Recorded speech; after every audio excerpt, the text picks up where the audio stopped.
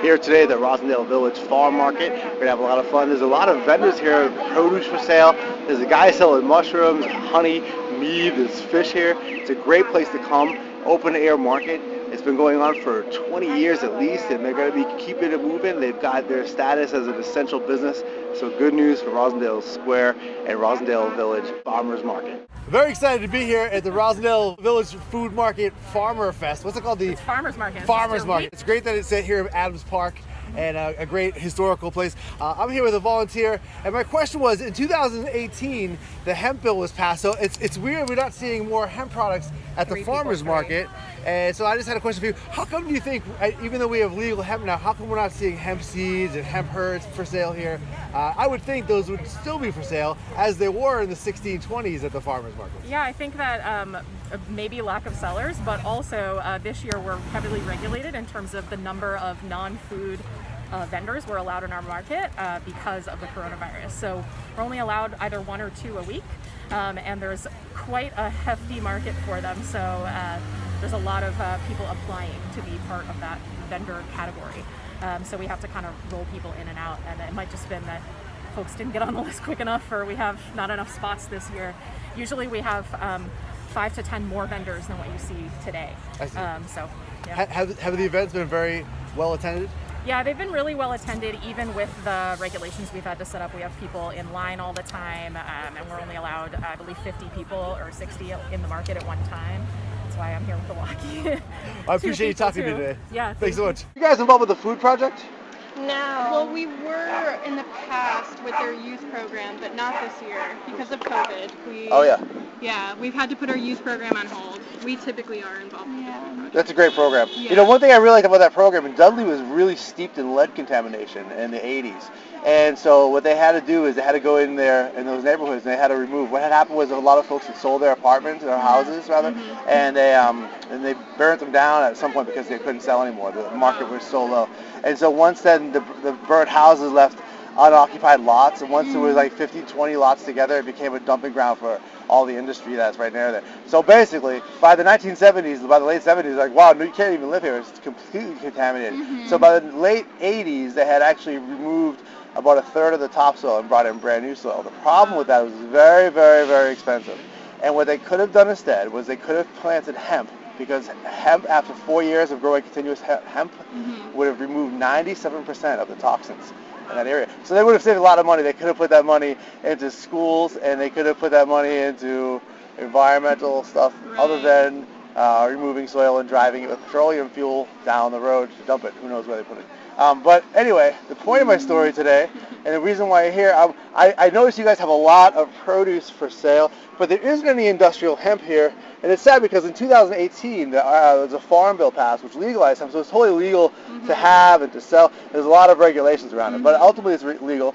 Do you guys know about how good hemp is for you as a food product? I mean, as individuals, I would say yes, but as a farm, we don't use hemp at all in our soil or anything. So we just top till, and that's pretty much all we do. We like to keep the soil pretty healthy the way that it is, but otherwise, no. As a farm, I hear you. Now, do you guys have a particular produce item that you really do well with? I noticed you have gigantic. Yeah, our eggplants are pretty large. I mean, everything's doing pretty well, healthy and looking large. Now, are you guys an organic farm?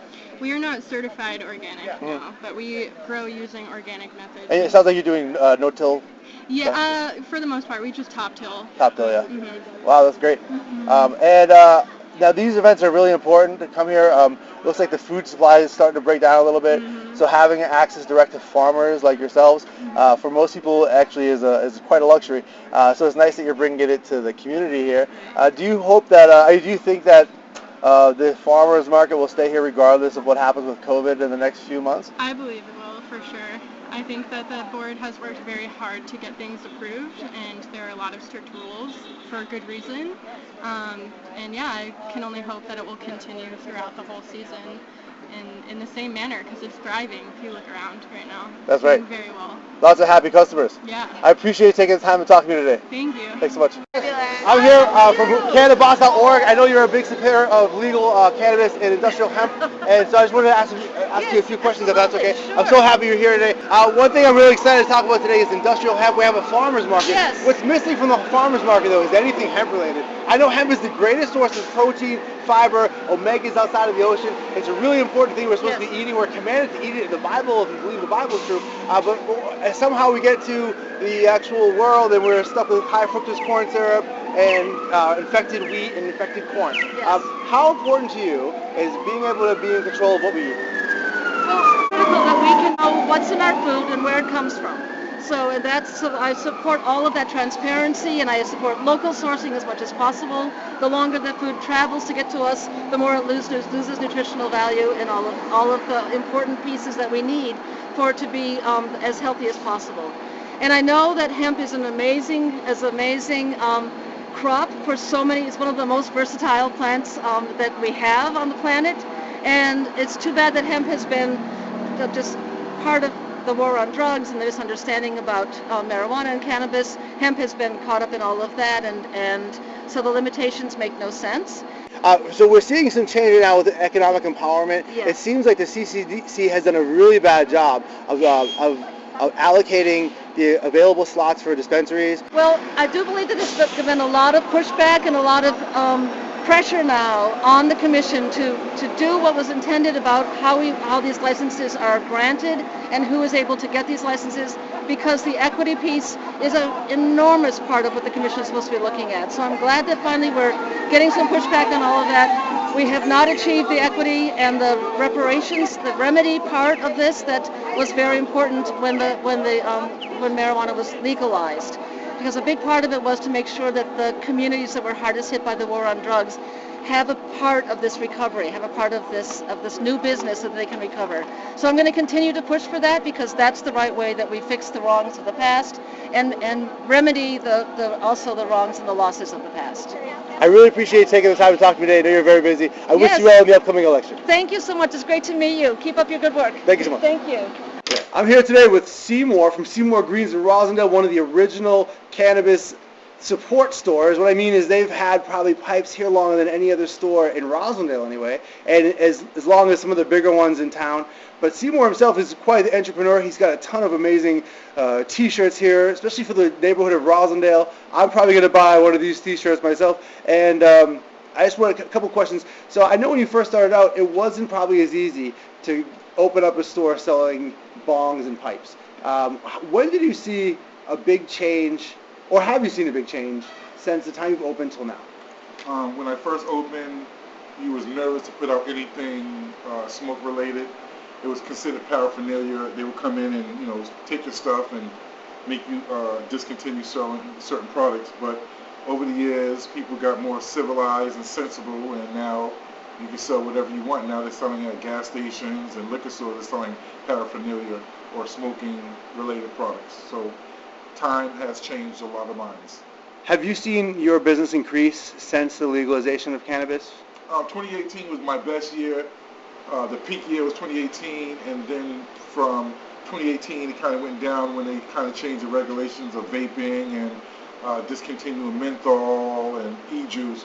So I had to transform my business more into like more t-shirts opposed to just selling tobacco-related products once they discontinued vaping products. Now, did the vaping thing really hurt your business? Was that your business model? It would have hurt my business if that was the only thing I focused on, is vaping, but since I focused on custom apparel, I focused on other smoke-related products, not necessarily vaping.